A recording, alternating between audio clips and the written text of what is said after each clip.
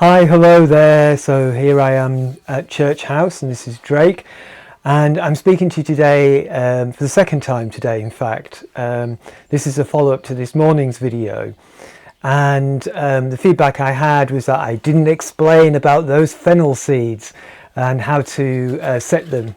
So what I thought I would do is just to explain that the fennel seeds are about the same size as a poppy seed, so you can behave with them as you would a poppy seed. So plant it in a very similar way. So it's very shallow, near the surface, just a sprinkling of soil over the top of it.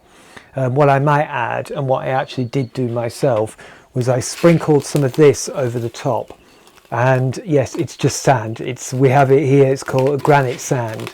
And I just like to sprinkle it on the top just because it helps solidify the soil at the top, and I think it makes more of a better structure for those seeds that have got tiny little seeds. So I am here right now because I thought, ooh, you know what, I'm going to share this with you. And what I'm doing right now, if you can see, there's lots of little seedlings there, and those are basil seedlings, sweet basil. And what I'm doing is actually I'm teasing out the roots of these individual little seedlings, and the idea of doing this now is before the root growth has become too established, and to minimize the amount of damage to the root system.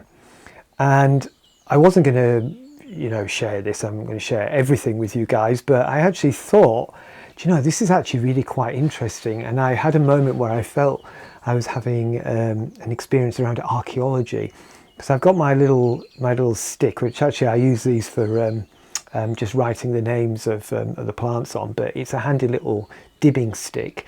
And what I'm doing is I'm slowly working away around these roots and slowly kind of like inching them out, because what I don't want to do is break any of these roots off. And so we're kind of just going to pull ever so slightly. That one, you can see that one's got something still going on deeper down, so I'm going to have to dig a bit further up.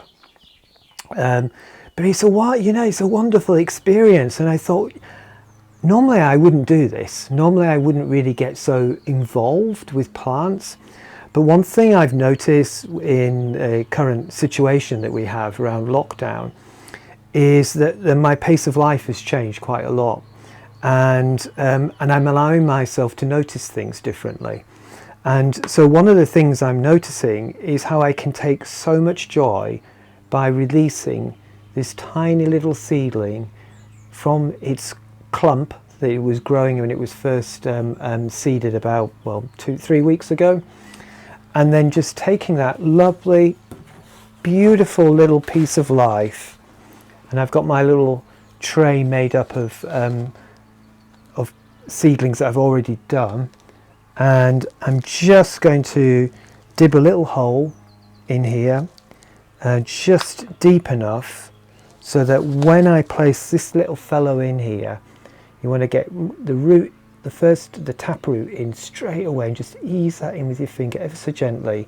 You might use this blunt end of this dibber just to help it down a little bit, ever so gentle, because what you don't want to do is break these beautiful little roots that are just so eager to get out there and spread into the soil. So there it is, and then I just kind of cup my fingers around it and just firm it down a little bit, gently again.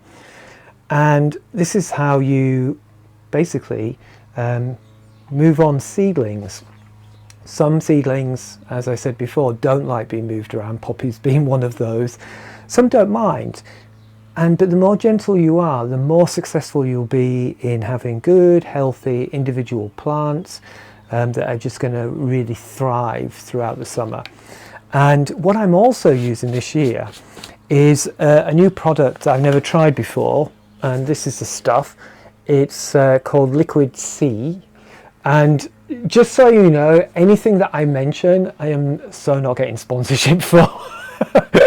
I mean, wouldn't that be great? But none of that. I'm just simply showing you some of the things that I'm using, and you may or may not want to try them out. The idea behind this stuff, and it's from Somerset, and the seaweed that they use in making this liquid is fantastic because it promotes plant growth in the sense of all the nutrients and goodness that it gives to them. So normally, and I am using the seed potting compost that I had before from Fertile Fibre, but what I thought I would do is, because these have already got to a seedling stage and they might be a little bit more hungry for food, and as all this is in the world of an experiment, I've used a dilution of the liquid C, and I'm going to water all this over and give it a good soaking, and see what happens. Just see how they take off, and I'll do some like this and some I won't soak, and I just want to see what the difference is.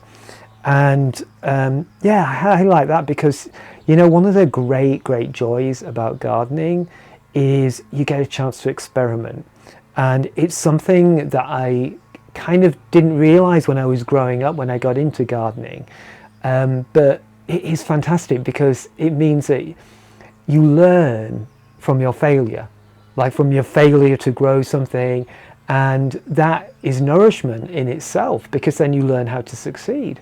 And isn't that a great thing? And it's a bit like with cooking. One of the greatest joys for me is when I actually completely fail. I mean, sometimes when I'm actually in the moment, I'm not so joyous. But it is one of those things that when you fail in something, you're not failing as you yourself, you're not a failure. It's just that it didn't work. And it's like, that's fine. That's how we learn. And that's how we grow. So that's it. That's all I have to say to you right now. So thank you for indulging me for a second time today. And I hope you're continuing to have a fabulous day wherever you are. And look forward to speaking to you soon. And thank you for your time. Okay, bye-bye.